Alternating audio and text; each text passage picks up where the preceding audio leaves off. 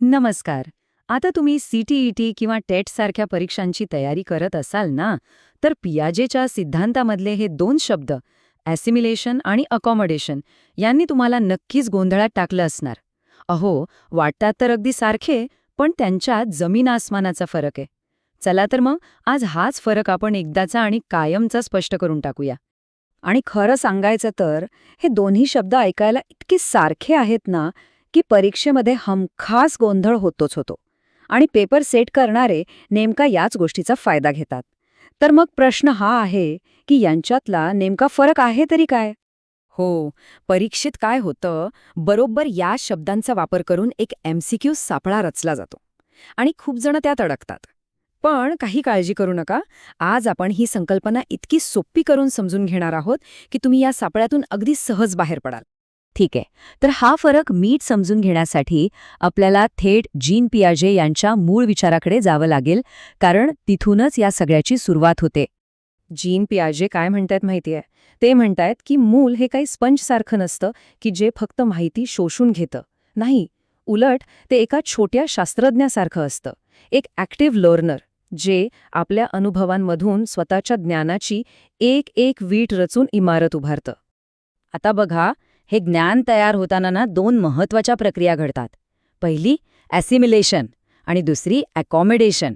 आणि जेव्हा ह्या दोन्ही प्रक्रिया एकत्र येतात तेव्हा त्यातून तयार होतं ॲडॅप्टेशन, म्हणजेच अनुकूलन. आणि हेच अनुकूलन मुलांच्या बौद्धिक विकासाला, त्यांच्या विचारांना पुढे घेऊन जातं. चला तर मग पहिली पायरी बघूया, ॲसिमिलेशन. याला आपण समजण्यासाठी जुनी चौकट असंही म्हणू शकतो. आता हे असं का, ते आपण पुढे बघूया. तर ॲसिमिलेशन म्हणजे नेमकं काय? अगदी सोप्पं आहे. बघा, आपल्या सगळ्यांच्या मनात ना प्रत्येक गोष्टीसाठी काही मानसिक चौकटी किंवा समजा कम्प्युटरमधल्या फोल्डर्ससारखे फोल्डर्स तयार असतात. पियाजे याच फोल्डर्सला स्कीमा असं म्हणतात.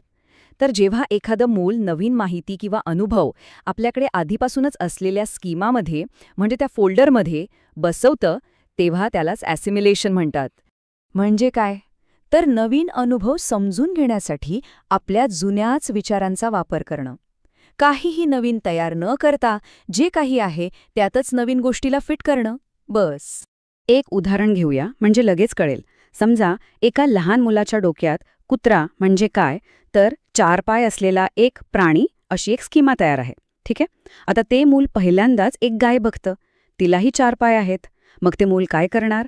ते त्या गायीला बघून म्हणणार, अरे वा, हा तर एक मोठा कुत्रा आहे. बघा, इथे ते मूल नवीन माहिती म्हणजे गाय आपल्या जुन्या स्कीमामध्ये म्हणजे कुत्रा बसवण्याचा प्रयत्न करते. हीच आहे ॲसिमिलेशनची प्रक्रिया. पण विचार करा, काय होतं जेव्हा एखादा नवीन अनुभव त्या जुन्या चौकटीत बसतच नाही? बरोबर, तिथेच आपली दुसरी प्रक्रिया सुरू होते. चला, आता बघूया अकोमोडेशन, म्हणजेच नवीन चौकट तयार करण्याची प्रक्रिया. तर अकॉमोडेशन म्हणजे एक अशी प्रक्रिया जिथे नवीन माहिती सामावून घेण्यासाठी एकतर आधीची स्कीमा बदलली जाते किंवा मग पूर्णपणे एक नवीनच स्कीमा तयार केली जाते. एकदम सोप्या भाषेत सांगायचं तर जेव्हा जुनी स्कीमा किंवा जुनी कल्पना कामीच येत नाही, तेव्हा ते मूल आपला विचार बदलतं किंवा एक नवीन कल्पना तयार करतं. आता आपण आपल्या त्याच उदाहरणाकडे परत येऊया. जेव्हा त्या मुलाला कोणीतरी सांगतं की अरे बाळा, हा मोठा कुत्रा नाही आहे, ही तर गाय आहे, तेव्हा काय होतं, त्याची ती जुनी कुत्रावाली स्कीमा तिथे कामी येत नाही. आणि मग काय होतं, आता त्या मुलाच्या मनात 2 वेगवेगळ्या स्कीमा तयार होतात. एक कुत्र्यासाठी आणि एक अगदी नवीन गायीसाठी. हा जो त्याच्या विचारात बदल झाला ना, हीच प्रक्रिया आहे अकॉमोडेशन. चला, आता या दोन्ही संकल्पनांमधला फरक एका नजरेत बघूया, म्हणजे तो कायमचा लक्षात राहील. तर बघा, एसिमिलेशनमध्ये नवीन माहिती जुन्या स्कीमामध्ये बसवली जाते आणि अकोमोडेशनमध्ये नवीन माहितीसाठी जुनी स्कीमा बदलली जाते किंवा मग एक नवीनच तयार केली जाते. एक गोष्ट पक्की लक्षात ठेवा, एसिमिलेशन म्हणजे बसवणे आणि अकोमोडेशन म्हणजे बदलणे. हाच यांच्यातला सगळ्यात महत्त्वाचा फरक आहे.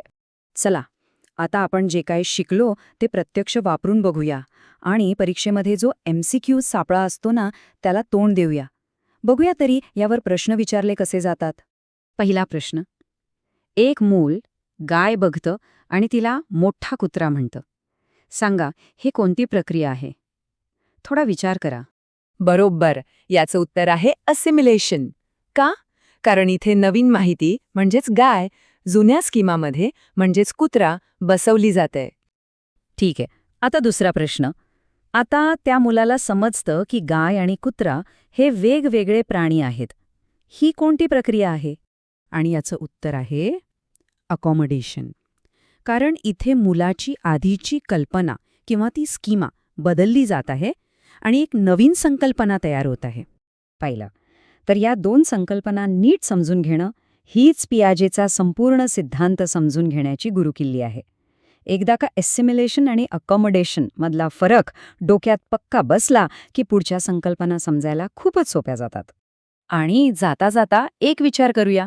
आपल्या स्वतःच्या शिकण्याच्या प्रक्रियेत या दोन्ही प्रक्रिया कुठे आणि कशा घडत असतील बरं? आपण रोज नवीन गोष्टी शिकताना आपल्या मनातल्या या चौकटी कशा वापरतो आणि गरजेनुसार त्या कशा बदलतो? विचार करण्यासारखा प्रश्न आहे, नाही का?